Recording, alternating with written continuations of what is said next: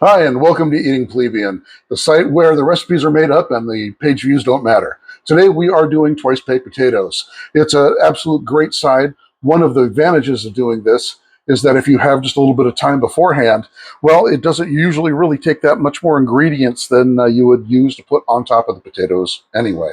So this is just kind of making a luxuriant type of modification to a rather pedestrian type of side dish.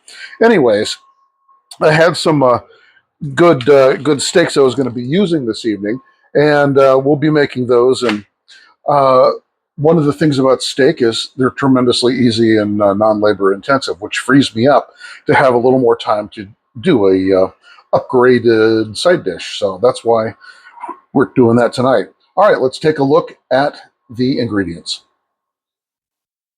We have 3 tablespoons of butter, 3 of these rather sizable potatoes. These are those king-size potatoes that maybe you've seen in the grocery store. I get them commonly simply because if I'm making a potato dish that requires russets almost of any type, it just reduces the amount of peeling that I have to do in order to prepare those. And so I just pretty much have those as my mainstay. Oh, look at that. We've got a couple of pieces of thick sliced bacon that I had left over from a breakfast the other day. And so we'll be adding that into the mix. A couple of tablespoons of scallions that have been chopped up. 4 tablespoons of sour cream. And lastly, I've got some shredded smoked Gouda cheese. Now, you can use Gouda. You can use the smoked Gouda as I have. You can use cheddar, you can use Colby, you can use almost anything you dang well want. Now, there is only one word to say about this, the Gouda. If it is smoked, you might want to try it first because the smoky flavor can kind of overpower things if you let it. And so just be judicious anytime you're using a smoked cheese in a baked dish.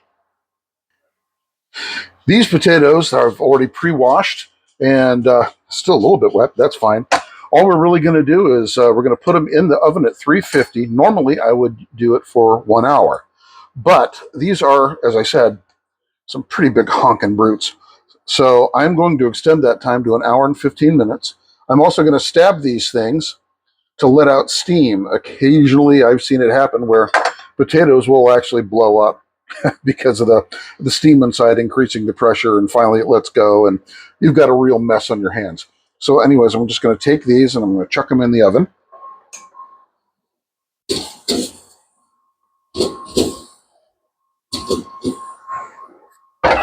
I'm going to set my timer, and we're just going to let those go. The only other step that I need to do before those come out is to take care of this bacon. So let me go ahead and pre-warm this skillet that I have over here, and we'll get moving on that. Having warmed this up for a couple of minutes, I'm just going to go ahead and toss this in. We kind of want it a little bit more on the crispy side for the simple fact that, they're going to be kind of chopped up as bacon bits. Well, I didn't get much of a spatter on that one. Kind of surprised, really. That's better.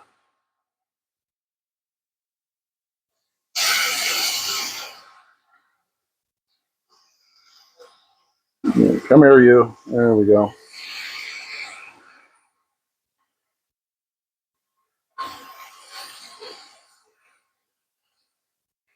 We're just going to let these go for a couple minutes. It's been about 4 minutes, and now through the magic of video time travel and that of linear and non-linear editing, this bacon is to what I'm going to call done.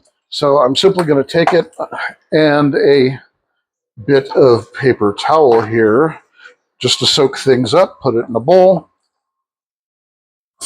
and evacuate it into here. Now, ordinarily, I would actually chop this up and put it in with the rest of the potato mixings, but I'm going to use it as a topping on just a couple of them because my daughter is one of those millennials who just don't like bacon. I don't know why. But anyways, we've got another hour and 5 minutes to go on that on those potatoes that are in the oven. I will catch you shortly. All right, so it's been about 20, 25 minutes, and these things are now at the point where I'm able to handle them. And I am now scooping out the insides after having cut them in half. You could use a spoon like I'm doing. It's just very simple. You could use an ice cream scoop if you wanted to. You could use a portioner. Anything will do. The only thing is that we do want to keep these intact. So you don't want to try to get it all out, but main portion of them thereof. So I've got these little boats now, and I'm going to go ahead and do the rest of these. I'll come back at you in just a second. All right, so these are all emptied out, so I'm going to set these off to the side for just a moment. Pull this out. We've got the contents of the potatoes, and now we're going to add the butter. These are still pretty warm. If they were cooler, I would consider nuking the butter and melting it. I'm also going to put in the cheese,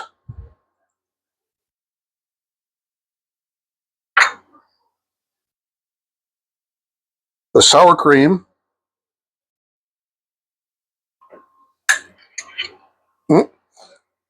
and because of my bacon non-loving daughter, I'm going to hold these off for topping instead of mixing it in.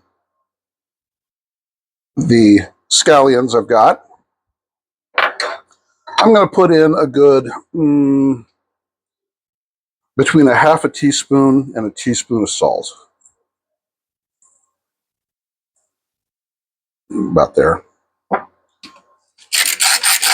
And an approximate half teaspoon of black pepper.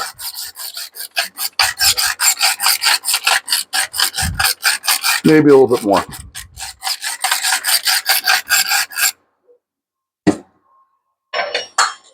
Potato masher. And now we go for it. Just like making mashed potatoes, except without the milk. As I said right at the beginning, this is, all things that you would normally put on a baked potato. It's just that we're kind of taking care of all of the preliminaries for everyone so they can get right to eating as soon as they hit the table. We're almost there. We don't need to reduce this to a paste. We do want it all combined, however.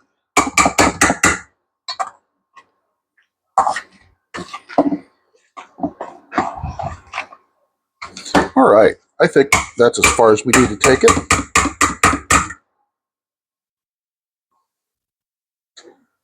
I'm going to set this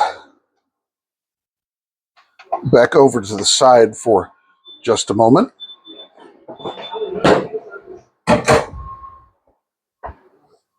And fill these back in.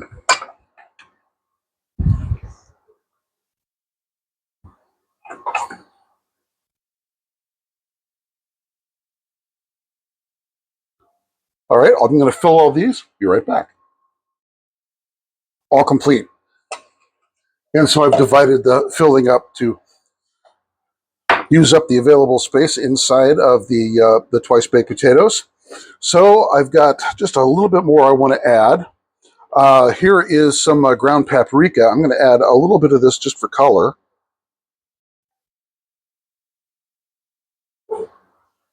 Tends to work well.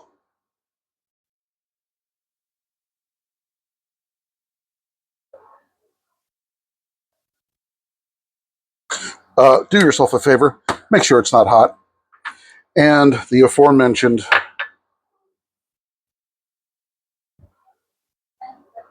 bacon. Get these on here.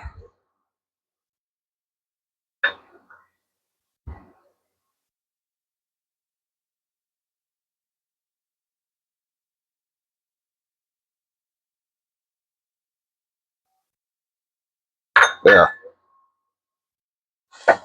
Now I've got a baking dish. It's an ugly baking dish, but it works. Gonna set it on.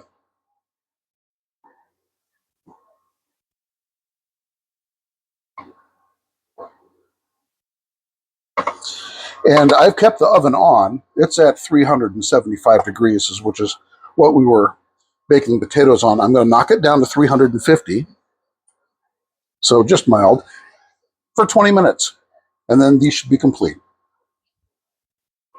20 minutes later, let's check on them. Oh, those look nice.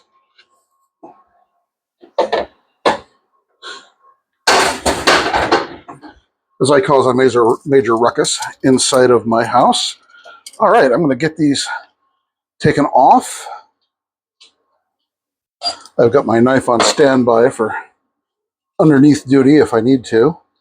And I've got a nice plate for it.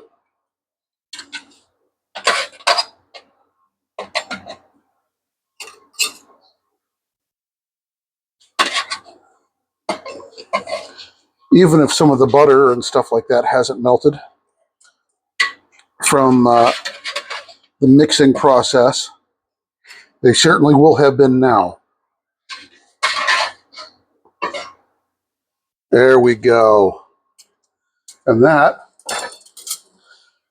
is our, whatever, twice baked potatoes. Anyways,